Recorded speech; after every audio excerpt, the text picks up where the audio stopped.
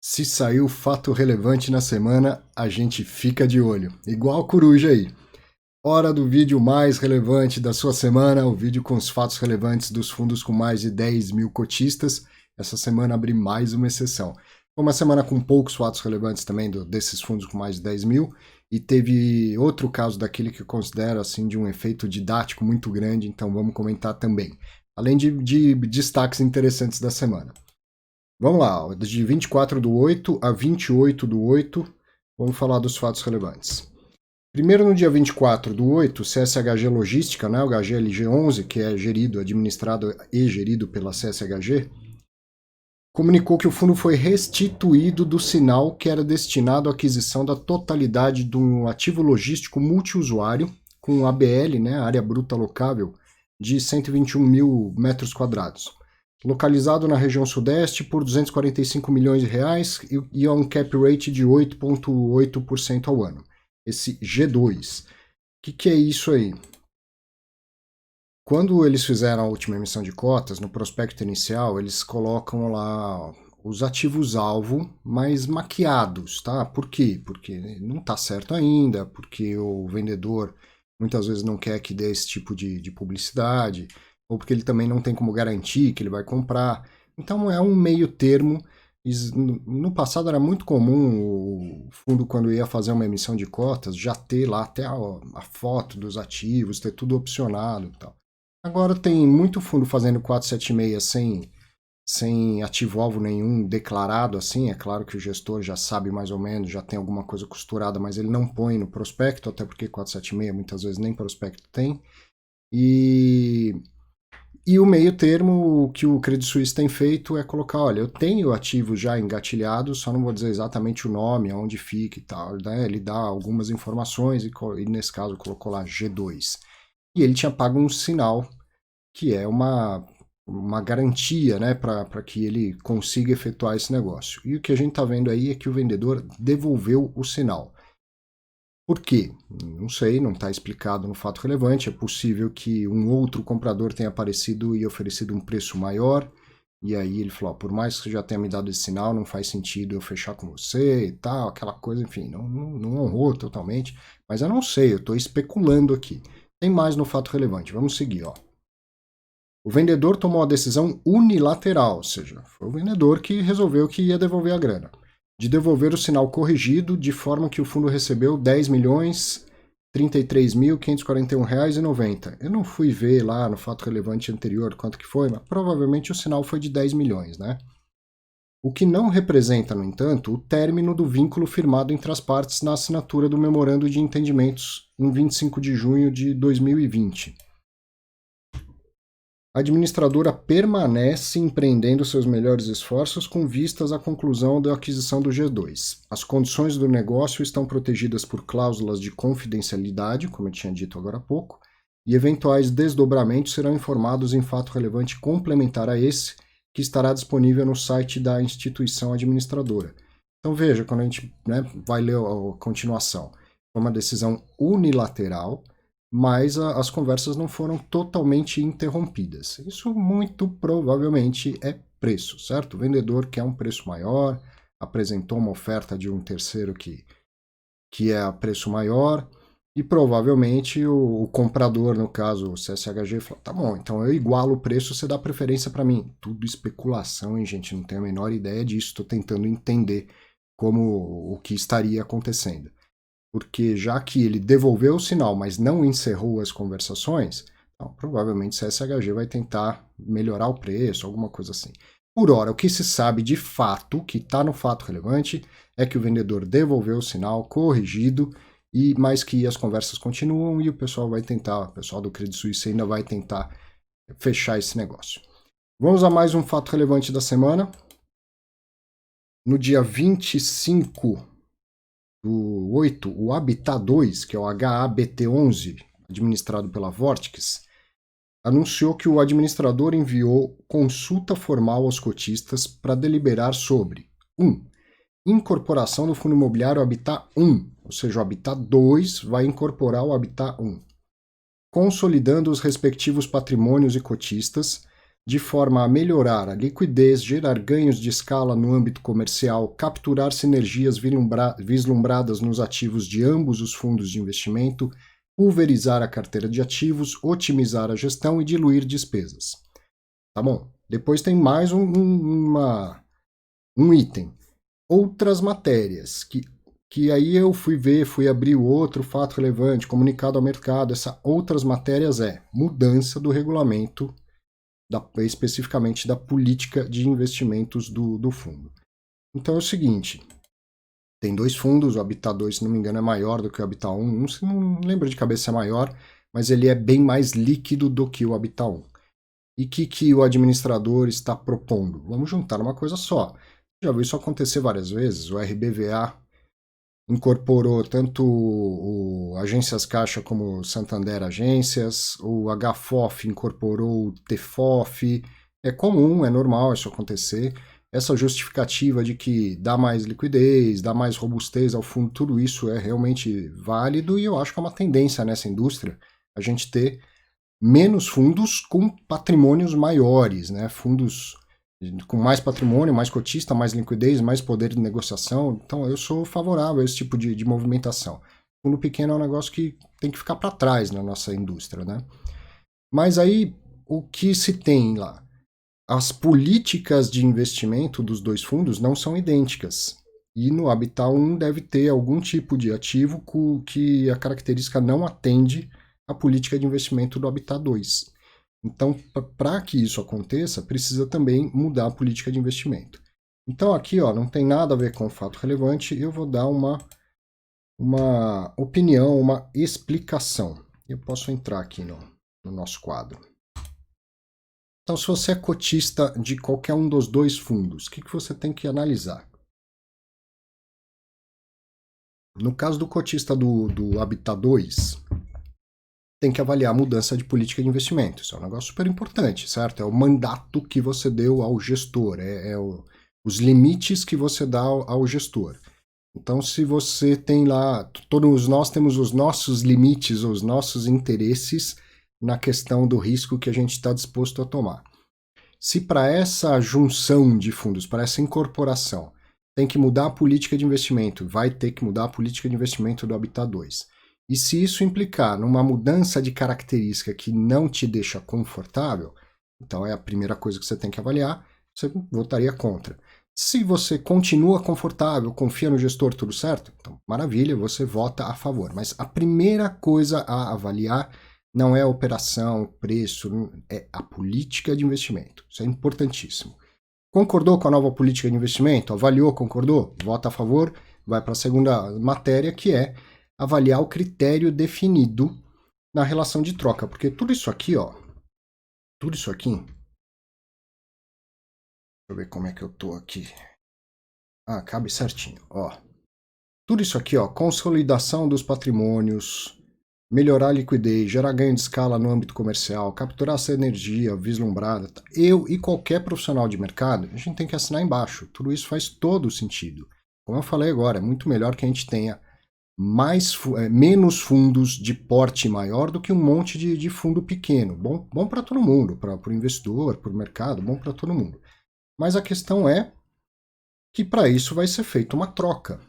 Então os cotistas dos dois fundos vão ter que analisar essa relação de troca. Vai ser a que preço? O preço vai ser de fato equitativo, bom para todo mundo?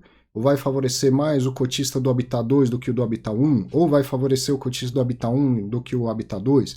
É bem provável que isso seja feito considerando o valor patrimonial de cada fundo, de uma maneira super transparente, assim que aconteceu nas outras vezes. É bem provável que seja tudo muito bem transparente, mas você precisa analisar. Não entendeu? Pede ajuda, pergunta para o administrador, pede para ele esclarecer melhor, sei lá, para ele fazer um vídeo, para ele dar uma entrevista. O pessoal da Rio Bravo foi dar entrevista lá para mim, para o Baroni, para um monte de gente, para explicar direitinho tudo que tinha que acontecer. Então vai lá, cobra o administrador, quero entender melhor e tal, mas entenda. Então, primeira coisa, política de investimento, depois a relação de troca. Se tiver tudo ok, maravilha. E 3, o que você tem que fazer? Votar. Vote. Se você é cotista do fundo, você tem que votar. Já ouvi isso de administrador e concordo perfeitamente.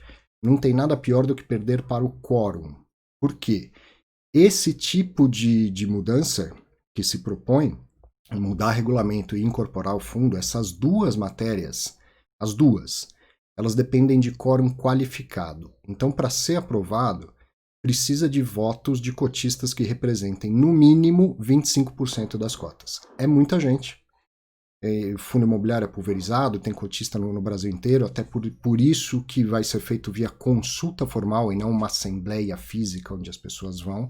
Então você que é cotista, tanto do Habitat 1 quanto do Habitat 2, vai receber uma espécie de uma cédula. E você precisa votar a favor ou contra, não interessa. A questão é, para ser aprovado, precisa ter o ok de cotistas que representem pelo menos 25% das cotas. Então é um esforço muito grande e você que é cotista, é o seu patrimônio, você precisa tomar uma decisão. O que o administrador fica louco é perder para o quórum. É ver uma matéria aprovada, mas que não vai ser implementada porque não teve resposta, não teve voto de pelo menos 25% das cotas, né, de cotistas que representem isso. Então vote, esse é um caso importante, ó, duas matérias de suma importância. Mudança de regulamento e incorporação de um fundo, e no outro caso do Habitat 1, a extinção do fundo. Então isso precisa, é o típico caso que você precisa parar e falar, não, isso eu tenho que realmente votar e dar a minha opinião, não posso deixar passar, certo? Faça isso você que é cotista dos fundos. Avalie a mudança da política de investimentos, avalie o critério definido para a relação de troca e vote. Seguindo, Alianza, Alzirão, Alianza Trust Renda Imobiliária, o ALZR11, que é administrado pelo BTG e gerido pela Alianza, anunciou no dia 27/8 que a gestora decidiu manter a renúncia à parcela de sua remuneração relativa às cotas emitidas na segunda e na terceira emissões de cotas, até que a alocação dos recursos provenientes dessas emissões seja feita no montante que a gestora considere adequado. Então, o que está acontecendo aqui? O Alianza fez a segunda, fez a terceira emissão de cotas, não alocou todo esse dinheiro ainda, e o gestor entendeu de abrir mão da parte da gestão, da taxa de gestão, que está dentro da taxa de administração. Daqui a pouco a gente vai ver com mais detalhe isso. Porque enquanto ele não aloca efetivamente esse dinheiro, está lá numa aplicação financeira, rendendo muito pouco, então gera pouco retorno ao cotista, e provavelmente ele entendeu que não seria justo esse dinheiro ficar parado lá, rendendo pouco para o cotista e rendendo para a gestora o mesmo que renderia qualquer outra alocação em imóveis, que dá muito mais trabalho, que demanda muito mais estudo e tal. Eu, sinceramente, gosto da atitude, não tenho nada a me opor, aliás, pelo contrário, tenho que parabenizar o Fábio Carvalho e apoiar pela atitude. Isso é governança corporativa. O que eu tenho a, digamos, criticar aqui do que aconteceu é da clareza da informação. Veja, eu mesmo fiquei em dúvida, eu acho que eu entendi, mas olha a redação. A gestora decidiu manter a renúncia à parcela de sua remuneração relativa. Ela está renunciando a tudo que é taxa de gestão ou uma parcela da remuneração dela da taxa de gestão? Está renunciando a 100% ou ela está renunciando a 10, 20, 30, 40, 50%? A redação, na minha opinião, não ficou clara, tá? O que tem mais aqui do fato relevante? Peraí. E outra coisa, né, que é feita no montante que a gestora considera adequado, fica aberto também, né? A gente não sabe até quando vai esse desconto. Mas se você for ler o fato relevante, o que eu sempre incentivo que você faça, porque aqui eu dou só um resuminho, ele fala, ó, parcela de remuneração da gestora conforme o artigo 23, acho que isso eu não coloquei aqui, né, para deixar mais objetivo. Conforme o artigo 23b do regulamento do fundo. Então tá aqui, ó, artigo, fui lá pegar o regulamento do fundo, artigo 23, que fala da remuneração da administradora, a linha B, valor equivalente a 0,7 ao ano, 0,70 ao ano, calculado sobre o valor patrimonial do fundo, correspondente ao serviço de gestão do ativo imobiliário do fundo, incluído na remuneração da administradora, mas a ser pago ao gestor, nos termos do parágrafo 4º desse artigo e tudo mais. Ou seja, a taxa de administração do fundo é de 1% ao ano, sendo que 0,20 fica para o administrador, 0,7 para o gestor e 0,10 para os outros prestadores de serviço. O que a Alianza está fazendo? Está abrindo mão desta parcela aqui, ó, do montante correspondente aos valores da segunda e da terceira emissão, correto? Ó, vamos rever aqui, ó. Manter a renúncia da parcela da sua remuneração relativa às cotas emitidas na segunda e na terceira. Então não é que ele não está recebendo nada de taxa de gestão, mas ele está recebendo sobre aquilo que efetivamente já foi alocado. Acho interessante, gosto da atitude, e meu único meio puxão de orelha aqui é que achei que a redação podia ser mais clara do que está sendo comunicado, mas acho bem legal, porque é uma cobrança do cotista, mesmo numa entrevista com o Fábio Carvalho, a gente falou sobre isso. O investidor cobra, quer que aloque rápido o dinheiro. Eu quero que aloque bem. Eu, quando sou cotista de um fundo, eu quero que aloque bem. Eu não tenho pressa para alocar. Mas eu sou minoria nesse mercado. E aí o gestor fica lá ouvindo crítica. Tem que alocar o dinheiro e tal. Então ele foi lá e, ó, vamos chegar num meio termo. Você me dá tempo para alocar bem. Enquanto isso, eu não te cobro a taxa de gestão. Acho que fica bom para todo mundo. Vamos seguir aqui, ó. Eram esses os fatos relevantes dos fundos com mais de 10 mil. Qual que é a exceção da semana pelo efeito didático? É do SAD 11, do Santander Papéis Imobiliários CDI, que é administrado pelo Santander K6. Olha o fato relevante. O fundo recebeu uma notificação da cedente dos CRIs, né, dos certificados de recebíveis imobiliários das séries 229, 230, 231, 232 e 233, da primeira emissão da Tru Securitizadora, informando que exercerá o direito de recompra total dos créditos imobiliários, cujo pagamento acarretará o resgate antecipado dos CRIs e na retrocessão dos créditos imobiliários à cedente. A recompra facultativa ocorrerá no dia 20 de fevereiro de 2021, ressalvado o direito de a cedente antecipar a data da realização da referida compra, conforme autorizado pela cláusula 6.1, I, B, X, Y, Z e tudo mais do juridiquês. Caramba, Arthur, que treco é esse todo aí, né? Bom, isso tem um caráter didático muito legal. Sair do caso prático, sair do fato, do concreto, para a gente voltar para a teoria, casar as coisas e aprender bem o que está acontecendo. Do que se trata isso? De uma recompra por parte do cedente. Até aí você entendeu. O que é um CRI? Lembra um certificado de recebível imobiliário? Eu tenho um lastro no mercado imobiliário, geralmente um contrato de locação ou um contrato de mútuo de financiamento imobiliário. Nesse caso, são contratos de locação. Então, alguém construiu um prédio, alugou esse prédio, pegou os contratos de locação e cedeu para uma companhia securitizadora, que nesse caso é a Tru Securitizadora. Essa aqui empacotou um certificado de recebíveis imobiliários, pagou para este cedente à vista tudo que ele tinha a receber. Então, digamos que ele tinha 100 milhões para receber ao longo do tempo. A Tru paga para ele 85 milhões à vista. Ele cede. Aí ela vai lá e emite os certificados de recebível imobiliário. Alguém vai, compra os CRIs e fica recebendo, né, esse fluxo até o total vencimento que vai dar os 100 milhões. Paga 85 à vista e recebe 100 milhões ao longo do tempo. Os números são só um mero exemplo. Bom, o que aconteceu aí? O que está acontecendo no meio do caminho? A cedente resolveu recomprar os créditos. Então, eu não tinha recebido 85 milhões, agora eu vou te devolver 85 milhões, mais, né, o que foi ao longo do tempo, mas eu vou desfazer esse CRI. Então, eu vou pré-pagar este CRI. Com isso, o investimento ele vai ser desfeito, mas sem nenhum prejuízo financeiro para ninguém. É como você provavelmente já passou por isso ou conhece alguém que fez isso. Vai lá, financia um imóvel, um apartamento. Casou, começo da vida, tá feliz da vida, financiou um apartamento em 20 anos.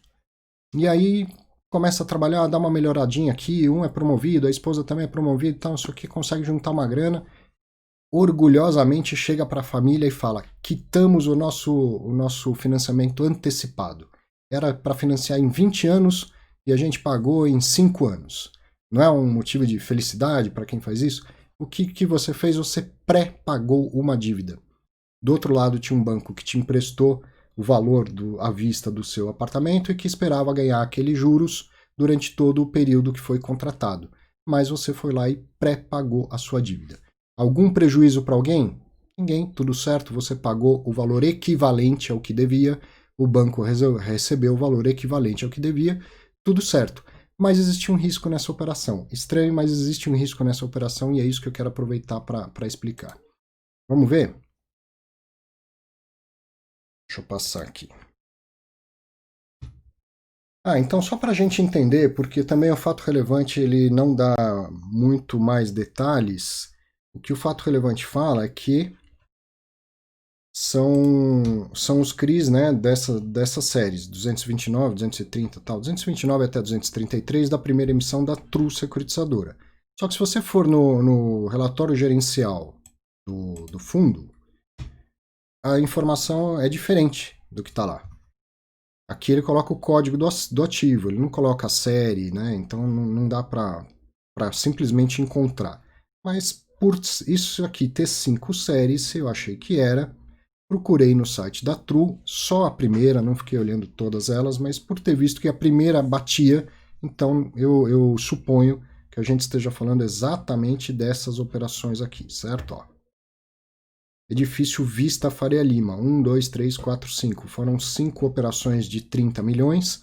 Por quê? Porque facilita a distribuição, a própria securitizadora pode distribuir, ao invés de fazer uma de 150, fizeram 5 de 30. E olha a característica dela, ó. CDI mais 1. Então o fundo comprou isso para pagar para receber, né, de remuneração CDI mais 1. Então, a gente vai analisar essa operação que está sendo desfeita. Vamos entender isso aqui. Eu vou deixar essa tela um pouco maior para facilitar a nossa... Olha lá. Então agora eu peguei só aquelas operações, tá? CDI mais 1. O vencimento delas, isso eu só sei porque fui procurar lá no site da True Securitizadora, mas tendo esse código do ativo aqui, ó, qualquer um consegue todos os detalhes da operação. Todos os detalhes. Isso é super transparente, tá? Então eu fui ver, o vencimento era em 10 de outubro de 2039, mas a cedente, que é a GTIS, GTIS é uma grande empresa, uma grande construtora, super conhecida no mercado. GTIS Atílio Inocente Empreendimentos Limitada, muito provavelmente é uma SPE que foi feita entre a GTIS e mais alguém só para construir esse prédio Vista Faria Lima. Isso é uma suposição minha, mas é bem provável que seja assim. Ela resolveu recomprar, ou seja, quitar tudo à vista, como o exemplo do apartamento do casal recém-casado que eu dei aí, que em 5 anos ela vai lá e recompra. Então veja, ela tinha a dívida até 2039, mas no início de 2021 eles resolveram pré-pagar essa dívida. O fundo recebe todo o valor total equivalente, com a taxa de juros equivalente, não tem prejuízo nenhum em relação a isso. Mas isso representa o que se chama de risco de reinvestimento.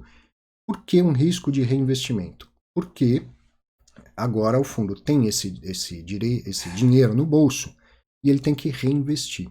O que ele já sabia?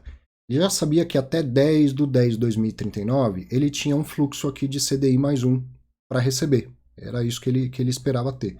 Agora o dinheiro voltou e ele tem que reinvestir. Será que ele consegue reinvestir a própria taxa ou uma taxa melhor? Então esse é o risco. No caso aqui, que a gente está vendo em prática, CDI mais 1, não vai ser difícil dele conseguir CDI mais 1. Talvez ele consiga reinvestir até numa taxa melhor do que essa, certo? Aliás, antes da gente pensar no reinvestimento, vamos pensar o contrário. Por que alguém pré-paga uma dívida? Nesse caso aí do profissional, da GTIS e tal. Por que ele pré-paga? Dois motivos para a gente pensar. Primeiro, a dívida está cara, o cenário macro mudou e ele consegue rolar essa dívida por uma mais barata. Não me parece ser o caso, porque a gente está vendo aí CDI mais 1. Mas imagina que essa dívida fosse CDI mais 5 e que a securitização aconteceu há 5, 6 anos atrás, cenário completamente diferente, e ele estava tendo que honrar CDI mais 5. Ele fala, pô, mudou tudo, a taxa de juros agora é 2% ao ano. Eu consigo um dinheiro mais barato. Então o que ele faz? Pega um empréstimo mais barato, a CDI mais 1, por exemplo, e vai lá e pré-paga a dívida CDI mais 5. Voltando ao exemplo do crédito bancário, você tem um financiamento de um, sei lá do que, de um bem, de um imóvel, de um automóvel, fica sabendo que no banco do lado, no banco concorrente, o mesmo financiamento é com juro mais barato, o que você faz? não faz uma transferência, na prática é pré-pago do banco mais caro e transfere a dívida para o banco que tá te oferecendo mais barato. Então esse é um dos fatores que levam um devedor a pré-pagar uma dívida. Isso vem acontecendo com muita frequência porque a taxa de juros caiu num montante muito grande, né? Uma amplitude muito grande nos últimos anos. Mas não parece ser esse caso aqui, ó, porque o custo é barato, CDI mais 1. Então ele vai trocar isso por o quê? CDI mais quanto? Só CDI? Enfim, pode ser que seja esse motivo, mas não me parece ser. Qual seria um segundo motivo para o pré-pagamento? Pode ser que a GTX tenha vendido o imóvel. E aí quem comprou quer o imóvel mais renda, certo?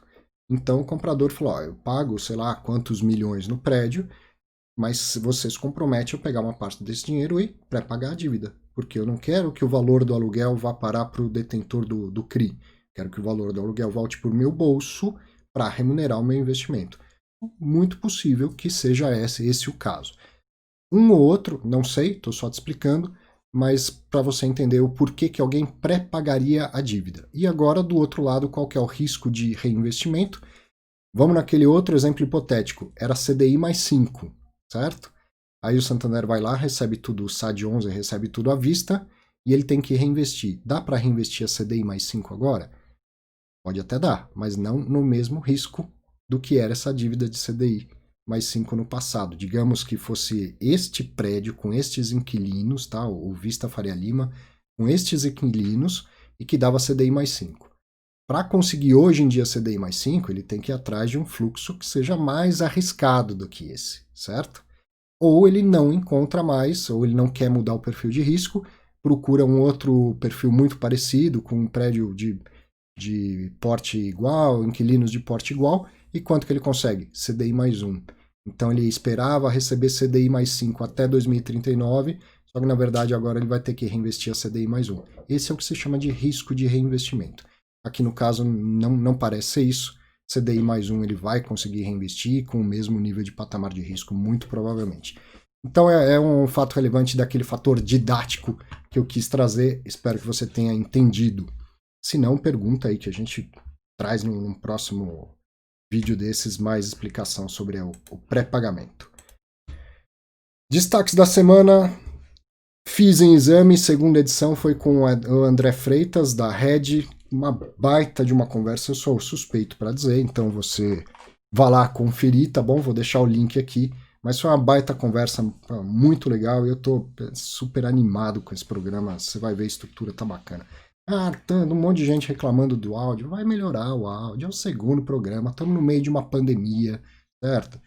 O Fábio lá da técnica da TV, o cara é super competente, super tem boa vontade para fazer, só que ele não está indo trabalhar todo dia também, não dá para ir lá todo dia testar e ter certeza. Então relaxa, agradeço que todo mundo avisa, mas relaxa que vai dar tudo certo. É só o segundo programa.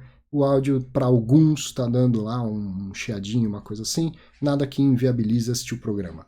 Foca no conteúdo, André Freitas é sempre uma conversa recheada de conteúdo. Dessa vez não foi diferente. Assista, fiz em exame, eu vou deixar o link aqui. E por que eu pus aqui o meu Telegram? Você vai ver que no final da entrevista o André permitiu que a gente divulgasse o material que ele levou lá, com gráficos, com estudos bem interessantes.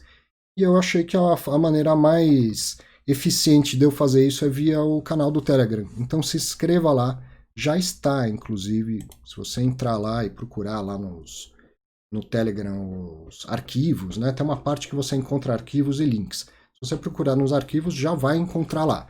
Caso você não saiba fazer isso, fica tranquilo que eu vou mandar mais umas 2 vezes esse arquivo, né? Hoje e amanhã e tal, porque nem todo mundo sabe encontrar quando já está lá. Então se inscreva lá no meu Telegram que eu vou mandar. Você já encontra, mas se não encontrar, fica tranquilo que eu mando novamente esse PDF e tem gráficos muito legais. Quer ver? Eu vou dar uma palhinha aqui, ó. Esses aqui você já pode ver no próprio programa, ele mostrou. Isso aqui é sobre o spread, a diferença que os fundos imobiliários estão para uma NTNB, para um Tesouro IPCA. Essa correlação entre eles é observada, sempre acontece, são títulos que têm um comportamento parecido, embora Tesouro IPCA seja renda fixa e fundo imobiliário seja renda variável, mas com aquela característica de renda fixa. Então eles são muito comparados, tá? O fundo imobiliário com o Tesouro IPCA. E o que o André vem trazendo aqui é a diferença entre eles. É óbvio que para investir em fundo imobiliário, você deve ter uma expectativa de retorno maior do que o do Tesouro IPCA. O comportamento é parecido, mas o risco do fundo imobiliário é maior. Então, para mais risco, show me the money, mais retorno, esperado, né? Nunca garantido, mas esperado. Então, isso sempre acontece. Você não vê aqui o fundo imobiliário dando menos do que um Tesouro IPCA. Porém, a diferença, o spread entre uma coisa e outra vai variando ao longo do tempo. E o que ele está mostrando aqui, ó, o spread está muito grande, ó. Ó como era pouco nessa fase aqui, ó como é muito nesta fase aqui. Então, na visão dele, é um bom momento para entrar em fundos imobiliários. Esse outro gráfico o André também mostrou, 10 anos comparando IFIX, dólar, Ibovespa e o IMOB, que é o índice das ações do setor imobiliário. O IFIX só... e o CDI também, né? O IFIX só perdeu para o dólar. Olhando agora, né? Olhando no final do período. Mas mesmo no meio do caminho, ó, tem épocas que perde para o CDI e isso vai mudar... O Brasil entrando no eixo com taxa de juro baixa, perder para o CDI vai ser só em caso das fases muito ruins, das fases de queda, né? Mas a gente está falando de 10 anos atrás, um CDI que já foi 8, 10, 12, 14, 14,25, depois começa a cair, cai para 13, 12. O CDI era muito alto, era uma anomalia no Brasil. Agora com o CDI em 2, ó, numa condição normal, um ativo de renda variável não vai perder para o CDI. Ele vai perder para o CDI quando ele der prejuízo, certo? Mas dar lucro vai ser quase sempre acima do CDI. Mas então veja que superou o Ibovespa, superou o índice das empresas do setor imobiliário, brigou com o CDI como tudo brigava no passado aqui porque o CDI era muito alto, e só não superou o dólar, muito por causa dessa puxada mais recente do dólar. Mas aí não importa, não superou o dólar, tá? Porque senão a gente fica procurando qual corte temporal que favorece aquilo que você quer, e pesquisa não é isso, análise não é isso. É olhar os fatos e relatar os fatos, certo?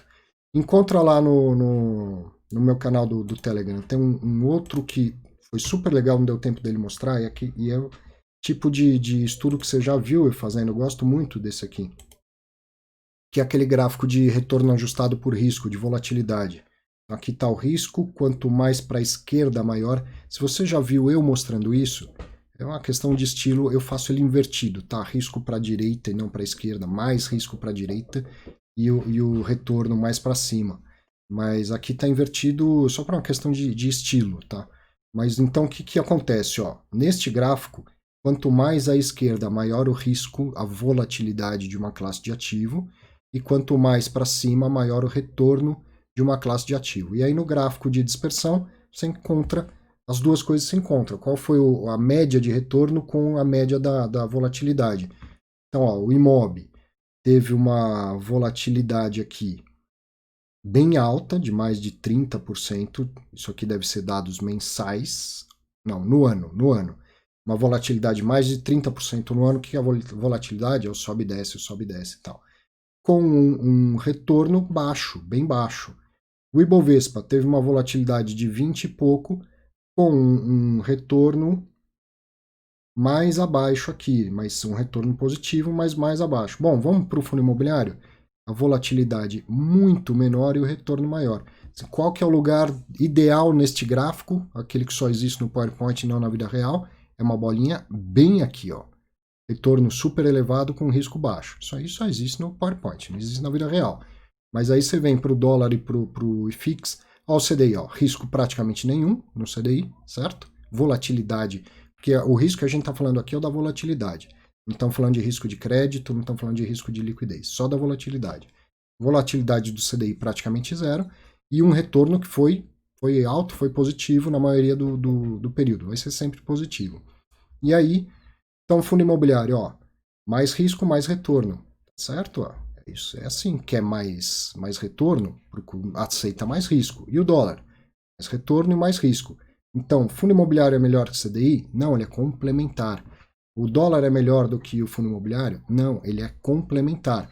Você vai caminhando em patamar de risco à medida que exige mais retorno. Em algum momento você encontra o seu limite, que pode ser diferente do meu, pode ser diferente do seu vizinho, tá? Então, num gráfico desse, você não fala que o IFIX é melhor do que o CDI, porque ele tem mais risco, ok? Agora, o que não faz sentido é você investir nisso aqui, que te entrega mais risco e menos retorno. Tá? Então, num gráfico desse, você diz que essas classes de ativos dominaram estas classes de ativo, porque elas entregaram mais retorno com menos risco. Só que não significa que é sempre assim. Então, no final das contas, a diversificação vale muito a pena, ter um pouco de tudo vale muito a pena. Tá? Mas para você entender, eu gosto muito desse gráfico, esse material todo está lá no PDF que a Red preparou e que o André Freitas permitiu que eu distribuísse para todo mundo que queira, tá? Por fim, último destaque, também teve uma live durante a semana, o Bruno Lima, que é o analista de ações lá da Exame Research, e ele falando das ações do segmento de shopping, e eu falando dos fundos imobiliários do segmento de shopping, falamos das suas semelhanças, das diferenças, das intersecções. Foi um papo muito legal, fiquei muito feliz, foi a iniciativa do Bruno, e você vê poucos analistas de ações se interessando por fundo imobiliário, sendo que são ativos de renda variável, do mesmo jeito, todo mundo deveria ter um pouco de interesse sobre os outros ativos. Cabeça de portfólio, entendeu? Isso que o Bruno mostrou disposto a fazer, e poucos analistas de ações já entenderam isso. Assista também, vale muito a pena. Aliás, o pessoal até fez uma edição de highlights, assim, a conversa toda tem 1 hora, mas você também encontra no canal da Exame Research um vídeo de 18 minutos se você preferir uma versão mais resumida. Poucos fatos relevantes, mas muito pra gente conversar. Tá aí, meus canais, me encontre por aí no Instagram, no Telegram, aqui no YouTube você já tá super habituado. Curta isso e compartilhe este conteúdo com mais pessoas. Valeu, muito obrigado. Semana que vem tem mais fato relevante, com toda certeza a gente vai ter mais o que conversar. Grande abraço para você e até o próximo vídeo.